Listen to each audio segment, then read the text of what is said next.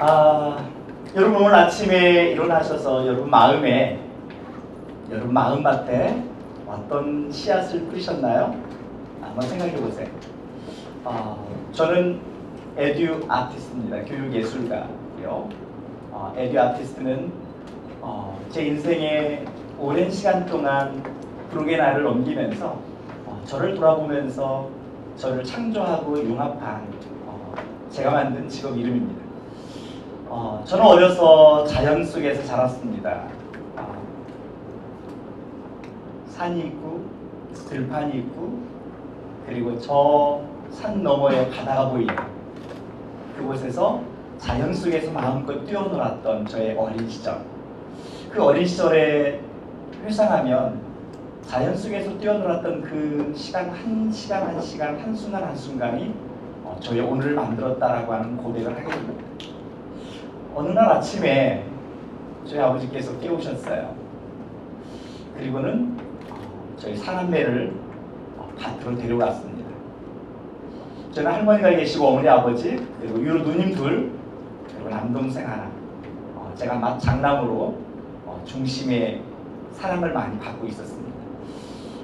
여러분 밭에 가서 무엇을 하나요? 네, 씨를 뿌리죠. 근데 씨를 뿌리기 전에 농부들이 꼭 하는 게 있습니다. 밭을 고르는 일입니다. 자, 씨보다 더 중요한 건 바로 밭입니다. 훌륭한 농부는, 유능한 농부는 옥토를 만드는 것에 먼저 시간을 들입니다. 열정을 쏟습니다. 그리고 그곳에 씨앗을 심습니다. 그리고 심은 씨앗에 싹이 납니다. 그리고 싹이 나면서 거기에 잡초도 피어납니다. 자, 그 잡초는 우리가 붙인 이름이죠. 그 잡초가 하나의 생명이죠. 그러나 본질인 열매를 맺기 위한 그 씨앗의 새싹을 방해하기 때문에 잡초라고 이야기합니다. 자, 저희 사남매는 이제 잡초를 아침 일찍부터 뽑기 시작합니다. 너무나 싫었습니다. 손에 흙을 묻히고. 지금 돌아보면 자, 새싹 씨앗 하나하나마다 난 새싹의 옆에 방해하는 작은 잡초 하나를 뽑아내는 것이 제 인생에 얼마나 중요한 작업이었는지 나중에 깨닫게 됩니다. 매달 5월이면 저희 가족에서 꼭 하는 행사가 있습니다. 그거는 5월달에 아름다운 향기가 온 대지를 풍기는 바로 아카시아 꽃을 채취하는 일입니다. 저희 가족에는 8월달에 가족 축제가 있었어요. 할머니 생신과 아버님 생신을 함께하는 8월과 9월에 이렇게 있는데 그때 오는 손님들에게 아카시아로 담은 술을 대접하기 위해서 아카시아 나무에서 꽃을 채취하는 일을 늘 했습니다. 여러분 아카시아 꽃을 채취해 보신 적 있으세요? 네. 아카시아 나무는 아주 높기 때문에 긴 장대를 가지고 꽃을 채취해야 됩니다. 아버지와 제가 긴 장대를 가지고 나무 높은 곳에 있는 아카시아 꽃을 따면 엄마 할머니 그리고 누님 두 분은 바구니에 꽃을 훑어서 담는 역할을 했습니다.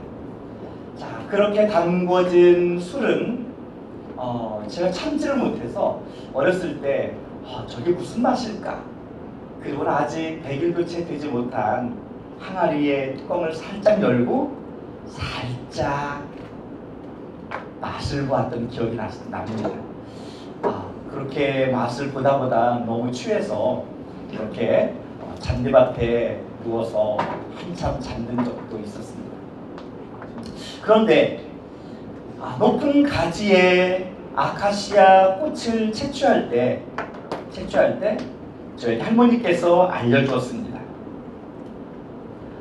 높은 나무의 가지 끝, 그곳이 바로 우둥지다라고 말입니다.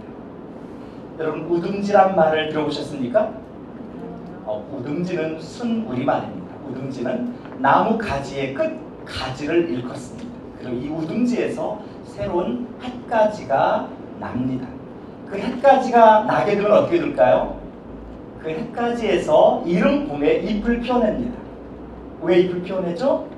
네, 잎이 많아야 광합성 작용을 하고 그 광합성 작용을 통해서 나무의 건강함, 나무의 영양분을 제공해 줄 수 있기 때문입니다. 할머니에게 우둥지라는 이야기를 그때 처음 들었습니다. 자, 어느 날 저희 마루 위에 책 한 권이 놓여 있었습니다. 저희 누님이 학교에서 빌려온 책입니다. 그런데 그 책에 아주 재밌는 만화식으로 되어 있었는데 그 책에 프로이드와 융에 대한 이야기가 있었습니다. 책이 너무나 즐거웠고 아주 심취해 있었습니다. 지금 생각해보니까 그 부분이 관음증에 대한 거였어요. 아시죠? 사춘기 소년에게 꿈과 관음증, 이 세 개는 사춘기의 상상력과 이 창조적 발상으로 굉장한 센세이션한 그런 느낌을 저에게 주었던 그런 때였습니다. 여러분, 그때부터 저는 사람 마음에 관심을 갖게 되었습니다. 그리고 자연에 나가서 마음의 변화에 대해서 많이 통찰하고 성찰하는 그런 시간들을 많이 갖게 되었습니다. 제가 15살 때 저에게는 제 인생에 아주 놀랄만한 사건이 있었습니다. 한 분의 선생님을 만났는데 그 선생님이 저에게 물었어요. 준문아, 너의 꿈이 뭐니? 네, 선생님. 저는 꿈이 많아요. 그래, 다 이야기해봐. 무슨 꿈을 가지고 있는데? 저는요, 선생님이 되고 싶어요. 마술사가 되고 싶고요. 과학자도 되고 싶고요. 그리고 유치원 원장도 되고 싶고요. 청소년 상담가도 되고 싶어요. 그리고 페스탈루치 같은 사람이 되고 싶고요. 성직자가 되고 싶어요. 그때 그 선생님께서는 저를 지그시 보시더니 환한 미소를 지으며 이렇게 이야기했습니다. 준구나, 네가 생각한 꿈이야? 네. 정말? 네. 그래? 너 나와 함께 약속하자. 손을 한번 내려보지 않을래? 그리고 손에 고리를 걸었습니다. 그리고 선생님과 약속을 했습니다.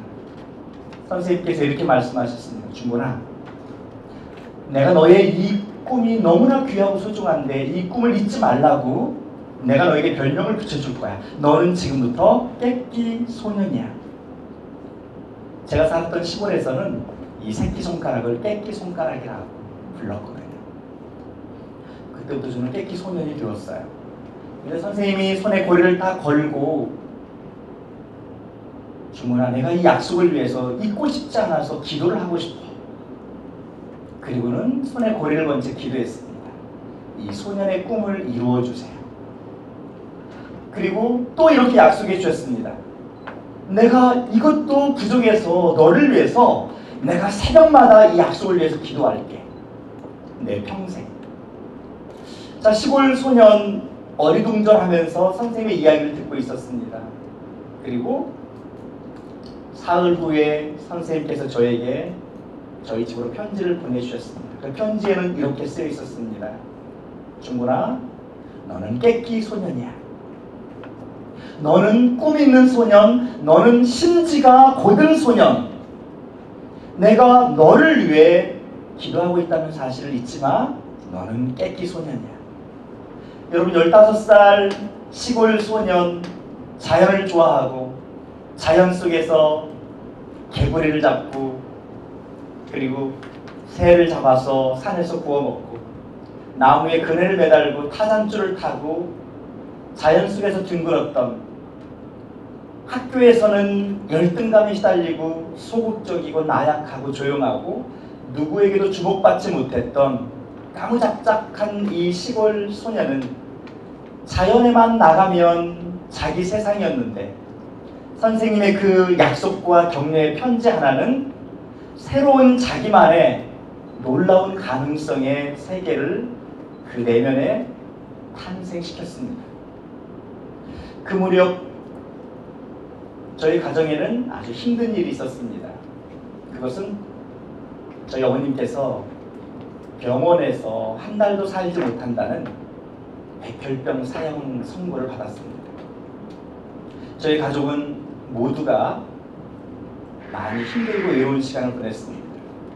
특히 저희 아버님께서는 사랑하는 아내가 한 달도 못 산다라고 하는 그 마음에 굉장히 힘들어하는 모습을 나중에 아버님의 모습을 기억합니다. 그런데 한 달밖에 살 수 없다라고 했던 그 어머니께서는 4년의 생명을 이어가시면서 죽음을 준비하셨습니다.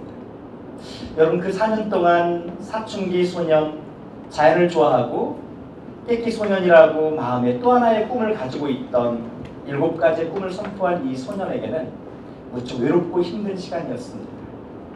장남의 부담, 여러분 한국 문화에서 가지고 있는 장남의 부담은 아시나요? 예, 그 부담이 저에게도 동일하게 있었습니다. 그리고 그때마다 저는 산으로 깊은 산속에서 나무와 자연과 이야기하면서 그 외로움들을 달랬던 기억이 납니다. 그렇게 저는 사춘기를 보냈습니다. 저는 사춘기를 사춘기답게 보내지 못했습니다. 자연과 함께 사춘기를 보냈습니다. 자연 속에서 저의 외로움을 달래고 자연 속에서 마음을 통찰하면서 사람들과의 관계에 대해서, 그리고 심리학에 빠져서 살았던 그 소년이 30 중반쯤 이상한 일이 벌어졌습니다.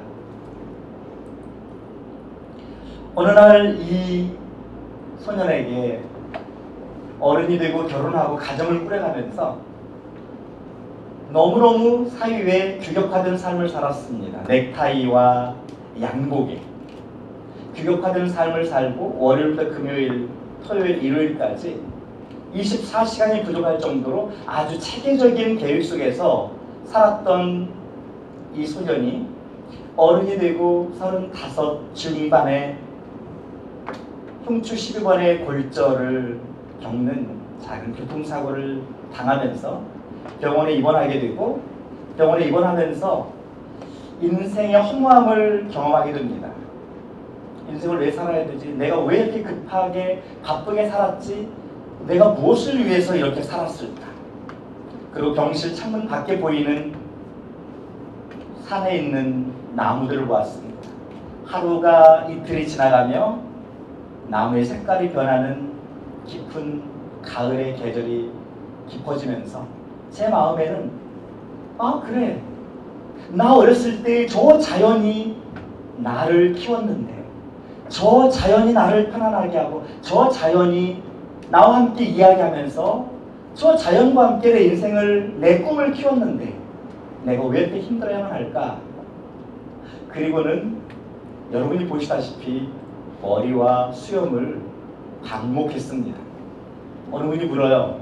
왜 안 깎으세요? 왜 안 깎는 게 아니라 내버려 둔 겁니다 라고 이야기합니다.